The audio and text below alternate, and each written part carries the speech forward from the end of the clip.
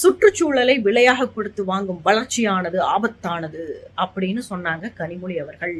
ஆனா இன்னைக்கு சொல்றாங்க சுற்றுச்சூழலுக்கெல்லாம் ஒன்றும் ஆபத்து இல்லைங்க அப்படின்னு சொல்றாங்க. என்ன விஷயம்னு பார்த்தா தூத்துக்குடியில ஸ்டெர்லைட் ஆலை, அந்த ஆலையினால தூத்துக்குடி மாவட்டத்தில் இருக்கக்கூடியவங்க, குறிப்பாக அந்த ஆலையில் வேலை செய்பவர்களுக்கு கேன்சர் நோய் பரவுதுன்னு சொல்லி ஒரு பரபரப்பா ஒரு வதந்தியை கிளப்பி விட்டாங்க. யாரு?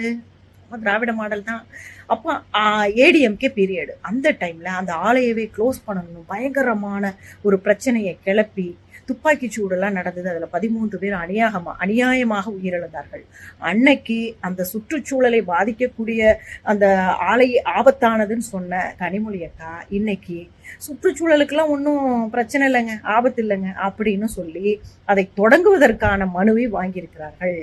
இந்தியாவிலேயே அதிகமான விதவைகளை கொண்ட மாநிலம் தமிழகமாக விளங்குகிறது அப்படின்னு சொல்லி எதிர்கட்சியாக இருக்கும்போது ஆக்ரோஷமாக பெண்களுக்காக பேசிய கனிமொழி அவர்கள் இன்னைக்கு அக்கா அப்படி சொன்னீங்களே, இன்னைக்கு டாஸ்மாக்லாம் மூடலையே, மதுவுக்கு அடிமையாகி நிறைய உயிர்கள் போய்கிட்டு இருக்கே, குடும்ப நடுரோட்டில் நிற்குதேன்னு சொன்னா வார்த்தையும் வரல, பதிலும் வரல, அங்கிருந்து ஓட்ட மட்டுமே பிடிக்கிறாங்க. ஆக அன்றொரு பேச்சு இன்றொரு பேச்சு, இது எப்போதும் சகஜமான ஒரு செயல்பாடு தான் இந்த திராவிட மாடலுக்கு, குறிப்பாக கனிமொழி அக்காவுக்கு.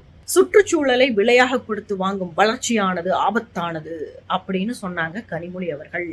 ஆனா இன்னைக்கு சொல்றாங்க சுற்றுச்சூழலுக்கெல்லாம் ஒன்றும் ஆபத்து இல்லைங்க அப்படின்னு சொல்றாங்க. என்ன விஷயம்னு பார்த்தா தூத்துக்குடியில ஸ்டெர்லைட் ஆலை, அந்த ஆலையினால தூத்துக்குடி மாவட்டத்தில் இருக்கக்கூடியவங்க, குறிப்பாக அந்த ஆலையில் வேலை செய்பவர்களுக்கு கேன்சர் நோய் பரவுதுன்னு சொல்லி ஒரு பரபரப்பா ஒரு வதந்தியை கிளப்பி விட்டாங்க. யாரு?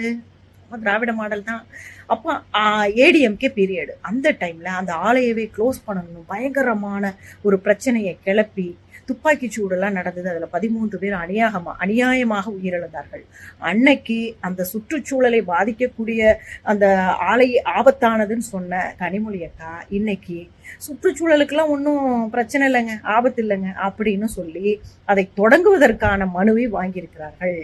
இந்தியாவிலேயே அதிகமான விதவைகளை கொண்ட மாநிலம் தமிழகமாக விளங்குகிறது அப்படின்னு சொல்லி எதிர்கட்சியாக இருக்கும்போது ஆக்ரோஷமாக பெண்களுக்காக பேசிய கனிமொழி அவர்கள் இன்னைக்கு அக்கா அப்படி சொன்னீங்களே, இன்னைக்கு டாஸ்மாக்லாம் மூடலையே, மதுவுக்கு அடிமையாகி நிறைய உயிர்கள் போய்கிட்டு இருக்கே, குடும்ப நடுரோட்டில் நிற்குதேன்னு சொன்னா வார்த்தையும் வரல, பதிலும் வரல, அங்கிருந்து ஓட்ட மட்டுமே பிடிக்கிறாங்க. ஆக அன்றொரு பேச்சு இன்றொரு பேச்சு, இது எப்போதும் சகஜமான ஒரு செயல்பாடு தான் இந்த திராவிட மாடலுக்கு, குறிப்பாக கனிமொழி அக்காவுக்கு.